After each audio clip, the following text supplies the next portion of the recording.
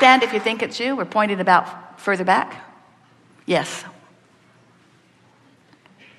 Sometimes we point over there and they come from over there.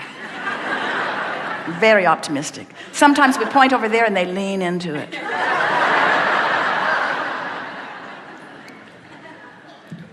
Hello, Abraham. So I have a question about awakening to your true nature, enlightenment. And what I'm finding on my pathway is as I go in and ask, what am I really? Am I this separate self, or am I truly one? Like, what am I really? Some of all of it. Yeah. But in control of where the emphasis is. Would be like your television saying, what channel am I? Sports? News? Porn? Yeah. And so, as I'm looking and I'm like, what am I? What am I? I'm finding that this idea of a separate self isn't really real. And what exists is love and peace and joy. And when you say follow your bliss, like that's literally you that you're following. Yes. And I'm finding that I am creation itself. Yes. And it doesn't feel so much like there's a separate self who's creating, but it's I am the flow of creation. Yes. So you said something very close to the flawed premises that we were talking about earlier. Mm-hmm. In other words, when you're not being who you really are, there's something screwy in it. Yeah. And there are a lot of human justifications for being this, but they're all bogus. Mm-hmm. So as I'm searching, whether in the physical or the non-physical, for who I really am, in the physical... Well, why is the search so... We want to soften that word search because it's so easy to find. Mm-hmm. Who you really are is so bright and big and beautiful, and all your stuff's over there with it. In other words, it really is huge and not hard to find. But we think the reason that you think it's hard to find hinges on something you just said, follow your bliss. So you accept that over here is bliss, but when you're in despair, how much access to a view of bliss do you have? Mm-hmm. Hardly any, not any. In other words, when you're in despair, you can't get a whiff of bliss. If you were in hope, it'd be easy to see. If you were in hope, then you'd be saying, oh, everything I want is just right over there. You wouldn't be saying, I'm searching for it. You'd say, I gave birth to it and it's right there in full view and I know exactly what to do. I can just feel it. I feel impulses all day, every day. And almost every action I take is a right action because everything I do just turns up good for me. When you're in hope, that's how it turns out. But if you're not in hope, if you're in anger or revenge or despair, then you don't have access. So then what do you do? What would you suggest if everything you want's over here and you're over here? How do you get a bead on it?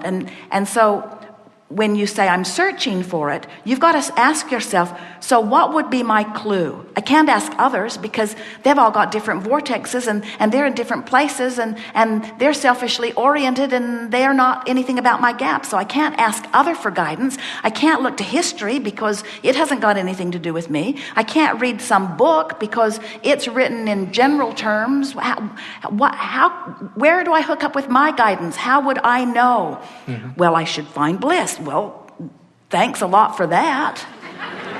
Bliss, bliss, bliss. I want some bliss, bliss. I'm looking for bliss, bliss. Bliss sounds sarcastic. Bliss, I'm looking for bliss. Where are you going? I'm on the hunt for bliss. I heard it's out there. I'm looking for bliss. So you can't find bliss from that feeling place, can you? But what can you find? You can find relief. You can find a feeling of relief. So how do you know when you found relief? You feel a little better. What makes that not work for you? I compare how I feel to how other people feel, and then I discover that my revenge, which feels a lot better than my despair, felt like relief to me, but then they all condemned me and told me I shouldn't feel revenge, so then I went back to despair. We say, if you will reach for relief, if you are really in despair, the first feeling of relief you're likely to find is one of revenge. I'll just kill everyone, you say. And while you don't mean it and you don't really want to do it, well, maybe you do. Maybe you do mean it right now. You're not planning to act on it. Maybe you are planning to act on it. But anyway, you feel better because you've taken some of your power back. Now, if you're in revenge and you're still reaching for relief, you can't stay in revenge if you're reaching for relief. You're going to find anger, and then you're going to find less anger, and then you're going to find frustration. And about the time you find frustration, now you're starting to get whiffs of hope.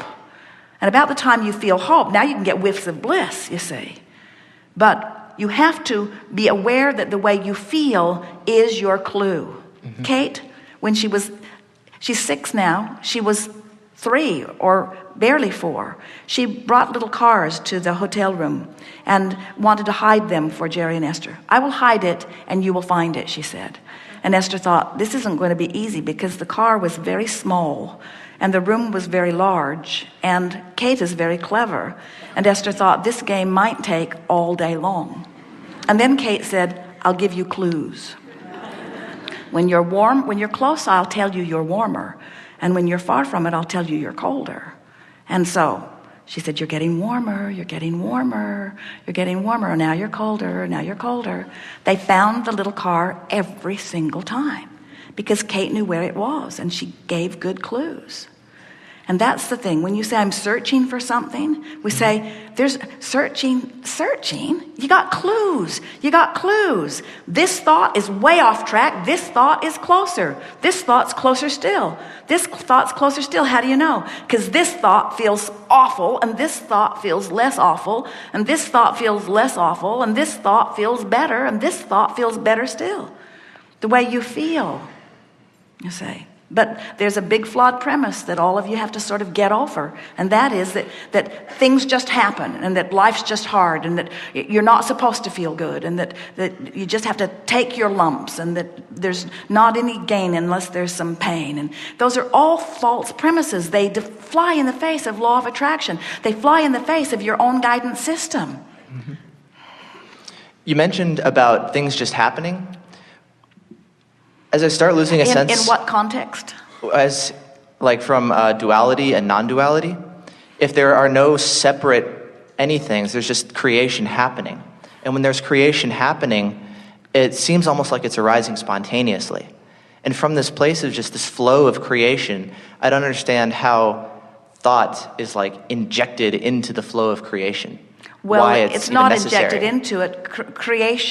Creation exists because of thought. Thought is the basis of it. Thought and vibration are the summoning points of all things. So it doesn't just come out of the blue. It doesn't just pop into reality. That's why we went to a specific extent in explaining that the platform on which you're standing, with all of the components that you have accepted as your vibrational reality, these components this is the reality from which your next idea is born. And what we want to say, and you heard it, it's what you're reaching for, if these components as they exist had enough manifestational quality already, that they inspired another idea from you, then the ingredients are already there, and the mixing together with law of attraction's help can be instantaneous once you get on the same frequency. Mm-hmm. The thing that makes it hard, we get it, the thing that makes it hard to understand how thought becomes reality, how you can turn thoughts to things, the thing that makes that hard is that you haven't accepted, not just you, but most people haven't accepted that you are vibration. You look at your television and we notice we don't see any of you. Your televisions are getting narrower and narrower, but no one looks for the little men and their horses inside the box. You accept that it is a vibrational reflection. You accept that it is a signal that's being received and deciphered into the visual effect. Mm-hmm. Don't let this upset you, but you're like that too. In other words, this reality that feels so constant and solid is vibrational interpretation. And it would be really upending if you could imagine far from where you are. Oh, think about your dreams. Esther awakened the first time she really thought about this in a strong way. They woke up in their favorite place in Maui. And as Esther first found her awareness of being awake, she thought about how fun it was to return to this same room year after year. For nearly 20 years, they came to the same place. And how lovely it was, the continuity of all of that. And how lovely it was that when she wasn't there, it still held together. And how lovely it was that she could even remember getting on the airplane and flying over there. And how nice it was that there was Jerry right where she last left him. Continuity. And then she compared that to the dreams she had had that night, where she'd been all over the planet. She'd been in all kinds of different places and situations, no continuity in any of that. She moved around in age, she moved around in experiences, she moved around in places. It was a very erratic, not contained and no continuity kind of experience. So we want to say to you that your dreams are creation too. And if you can wrap your thoughts around the creativity of dreams, what you think and how you feel and what manifests in your experience always matches, no exceptions. What you're thinking and feeling and what's manifesting in your dreams always matches too. So if you've got some things you're worried about, they may very well begin to manifest in your dreams. So is your dream a reality? It is. It's somewhere. Here's your vibrational reality, here's your dreamscape reality, and here's your what you call real life reality. So the point that we want to make to you, and it is what you're soliciting from us, is that this reality that feels so constant and is reality. In other words, we have to use the word reality because there are so many people in agreement on it, but it is so stable that it allows you to move from it in an improved state, but not so far that you lose your continuity and therefore lose your balance. It's stable. And that's why the law says, the laws of the universe say that the thoughts that you think equal your reality. And we're just helping you to break it down to help you to understand that the thoughts you think fall into two primary categories. More, of course, but two primary categories.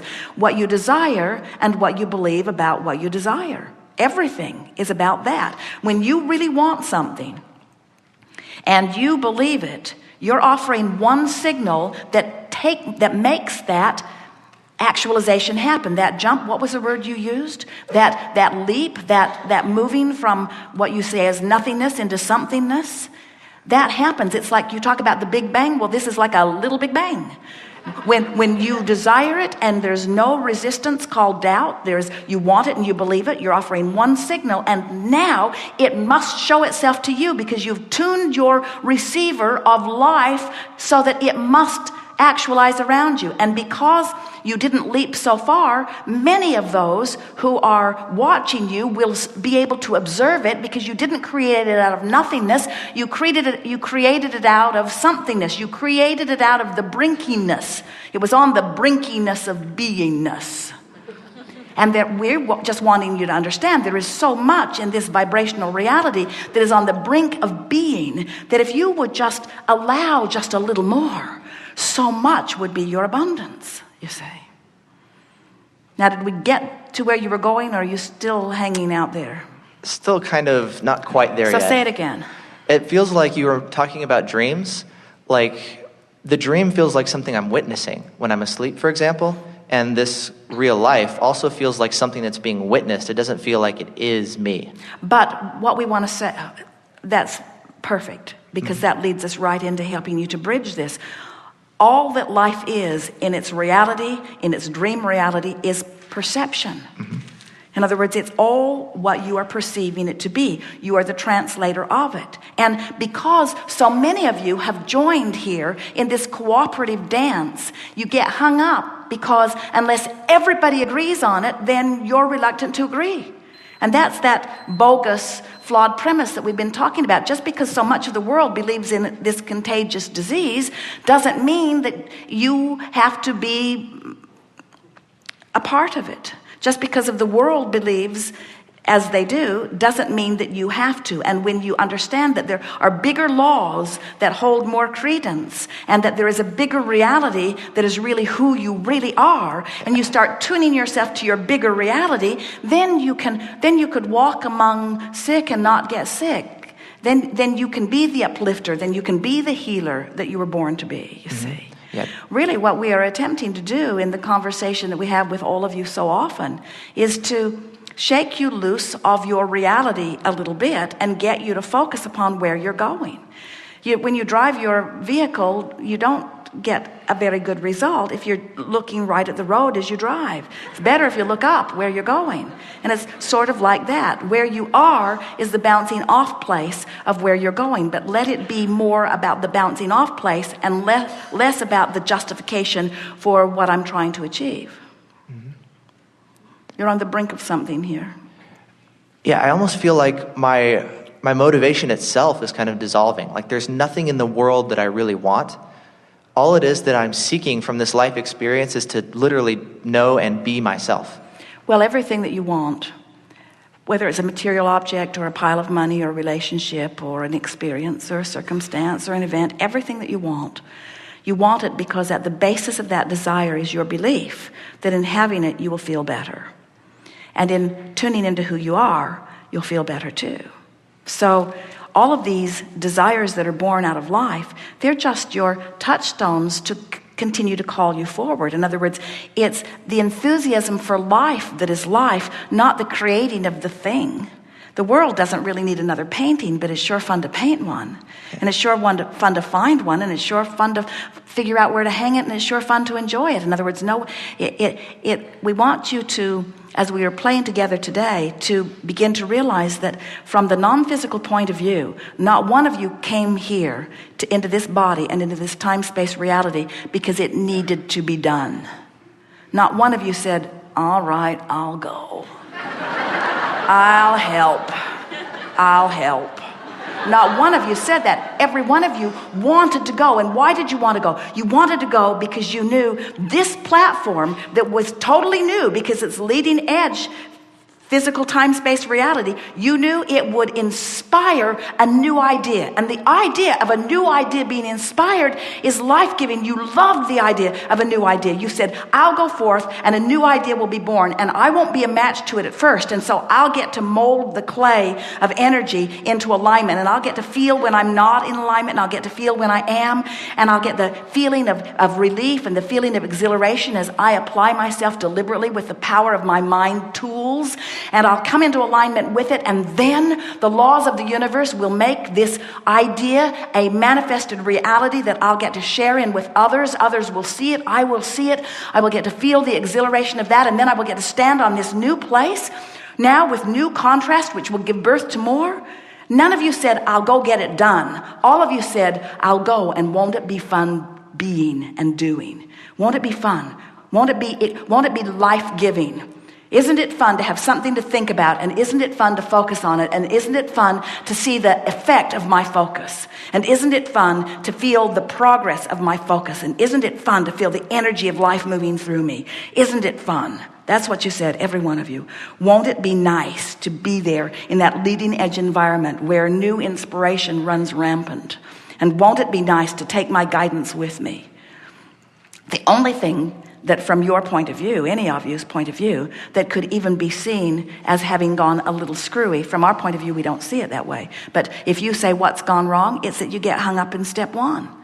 It's like when you ask a question, the answer's there. Start listening for the answer. But if you keep saying, I want to know, I don't know, I want to know and I don't know, I want to know and I don't know, I want to know and I don't know, I want to know and I don't know, you're not ever going to get the answer because you're on the frequency of the question.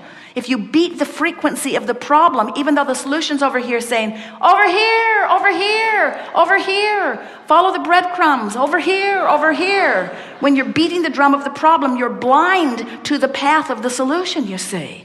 So when you get it, that the way you feel is the breadcrumbs, that the way you feel is your guidance, and you let that be your top priority, then you start blending. Then you start being the blended being that you are. And to blend, you got to move up because your source won't come down. To blend, you always have to blend into the up to the vibration of less resistance and more allowing. And when you just start getting the hang of that and you begin doing that more and more and more, we can feel it's the pattern of your life experience. Then what begins to happen is, you see, what you just said, and we're going to take segment of refreshment very quickly here, but what you just said is what comes up from time to time. People associate desire with that edgy feeling of wanting something they don't believe they can get. And they call that desire. We call that resistance. We call that wanting something and blocking it at the same time. And you say, well, I'm used to that. I thought that was what desire is. And we say, no, that's what resisted desire is. That's what desire that's not going to manifest anytime soon feels like. And so when you have a fresh desire, when you want something and you don't doubt it, that frisky feeling, that feeling of exhilaration, that's what you came for. That's what your quest is. That's the feeling that you want. And so what a perfect environment, because if you could go into an environment where the contrast was placid, so there was not much contrast for you at all, and everything that you thought about now you have, so there's no place to go. That's kind of what you were attempting to describe just a little bit. But it's not like that. It's not even close to like that, because there will always be contrast that will always cause you to ask for more. So you'll always have that delicious edge of something more that you can move to. And here's the point that we really want you to understand. It's not the getting there that you came for. It's not the getting there that you came for. It's the moving toward there that you came for. It's the exhilaration of that movement, and that's why you loved the idea that you could never get it done. What do you mean? I'll go forth, I'll figure out what I want, and I'll get it, but it won't be enough for me? It will never be enough. There will always be more that you want, because it's not getting there, it's going there. Good time for a segment of refreshing.